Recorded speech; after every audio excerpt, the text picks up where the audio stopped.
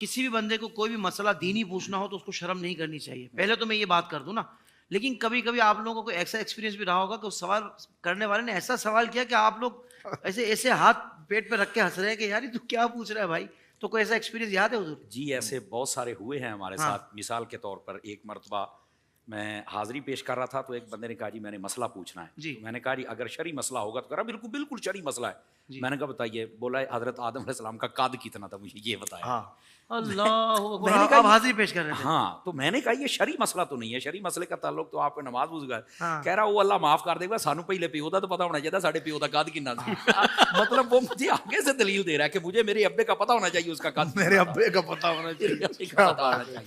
تو اس طرح کے بہت سارے ایسے باتیں ہوتی رہتی ہیں. اور بھی کوئی یاد ہو تو بتائیے علامہ صاحب سے. وہ ہم عمرہ شریف پہ گئے ہوئے تھے, یہ ابھی ماضی قریب کی بات ہے. تو وہاں پر نا ایک دوست نے مسئلہ پوچھا, بالکل سیدھا سادہ. اچھا اتنا بھی سیدھا سادہ نہیں تھا. ہمارے لوگ یہاں سے چلے جاتے ہیں اور مسائل شریعہ کے لیے کہتے ہیں جو وہاں لوگ کریں گے ہم ویسے کر لیں گے, تو تھوڑا سیکھا کریں. اس نے مسئلہ پوچھا تو میں نے عرض کیا کہ میں نے کہا آپ پر دم واجب ہو چکا ہے. اب اس نے سن لیا اور ٹھیک 1 منٹ کے بعد خاموش ہونے کے بعد کہتا ہے یہ دم آپ مجھے کریں گے یا میں گاؤں جا کر اپنے مولوی سے کرواؤں؟ مجھے بتائیں یہ دم کون کرے گا؟ یہ دم کون کرے گا؟ دم کون کرے گا؟ اور ایک دم کرے گا بار بار کرے گا؟ ہاں نا, ایک دم کرے گا پھر یک دم کرے گا, یا پھر میں ایسا خود ہی پڑھ کے کچھ دم کر لوں. تو مطلب وہ مجھے یہ کہہ رہا ہے کہ یار آپ دم کریں گے یا گاؤں والے مولوی سے چل کے کرواؤں گا. اللہ کے بندے یہ دم اور ہے. وہ ہمارے بزرگ تھے حالیہ عالم ابھی انتقال کر گئے, ان کے پاس ایک مہمان آیا. تو مہمان بھی ذرا ڈھیٹ تھا. وہ 1 دن رکا, 2 دن رکا, 3 دن رکا. تو اب اتنا جو تقاضا تھا وہی پورا گیا. تو بزرگ بڑے حیادار تھے, کہنے لگے میں اپنے گھر جا سکتا ہوں؟ وہ صاحب خانہ کہہ رہے ہیں اس مہمان کو, میں اپنے گھر جا سکتا ہوں؟ تو انہوں نے کہا یہی تو آپ کا گھر ہے. تو کہا میں یہی تو پوچھ رہا ہوں, پھر آپ کا گھر کون سا ہے؟ اب عمرے کے لیے ایک بندہ ہمارے ساتھ یعنی چلے ہیں. تو ابھی ہم پہنچے ہیں اور سامان وغیرہ ہوٹل میں رکھا ہے. ہم عمرے کے لیے جانے لگے تو سر منڈا ہوا تھا اس کا.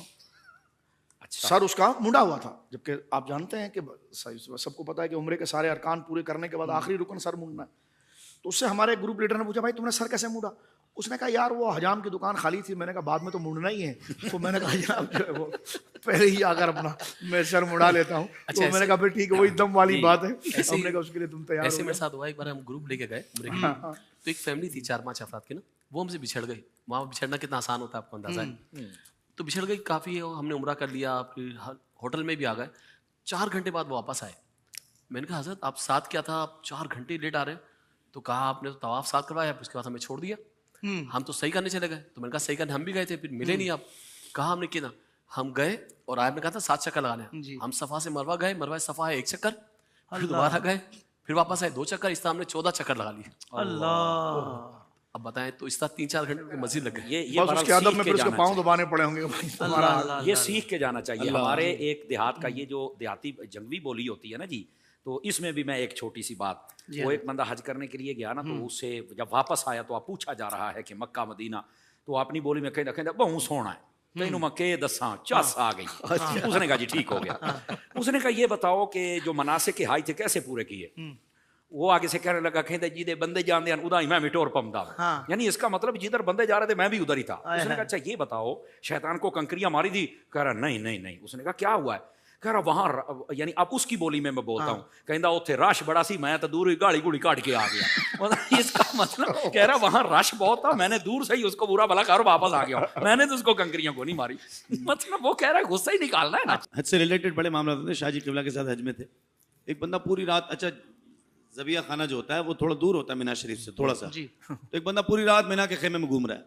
ہم نے کہا بھائی سو جا, صبح عرفہ شریف جانا ہے. کہہ رہا نہیں یار میں پریشان ہوں. میں نے کہا کیوں؟ بولے ادھر پیدل چلنے کا جگہ نہیں ہے, تم لوگ جانور کدھر باندھے گا؟ بولا پیدل چلنے کا جانور کدھر باندھے گا. تو نہیں کم علمی کا بھی یہ عالم ہے کہ اس لیے میں نے شروع میں جو جملہ کہا نا کہ یار دینی مسئلہ پوچھنے میں شرم نہیں ہونی چاہیے, کیونکہ بعض اوقات لوگوں کو بالکل سطحی بات ہے. اور اس میں بھی ہمارے علماء کو اللہ سلامت رکھے کہ وہ کسی کی بھی وہ ہنستے نہیں اس بات پر کہ تو کیا پوچھ رہا ہے, اس کو ذلیل نہیں کرتے. وہ سطحی مسئلہ بھی ہوگا نا تو وہ اس کی اصلاح کریں گے. یہ علماء کرام کی میں کہتا ہوں. اور یہ جو واقعات بتائے گئے ہیں اسی تناظر میں کہ لا علمی میں لوگ کرتے ہیں. حضور ایسا ہی زندگی کے تمام شعبوں میں دینی رہنمائی حاصل کرنے اور آخرت کو بہتر کرنے کے لیے ہمارے YouTube channel Islamic digital studio کو سبسکرائب کر لیں اور بیل آئکن بھی پریس کر لیں۔ قرآن سے بھی ملاتا ہے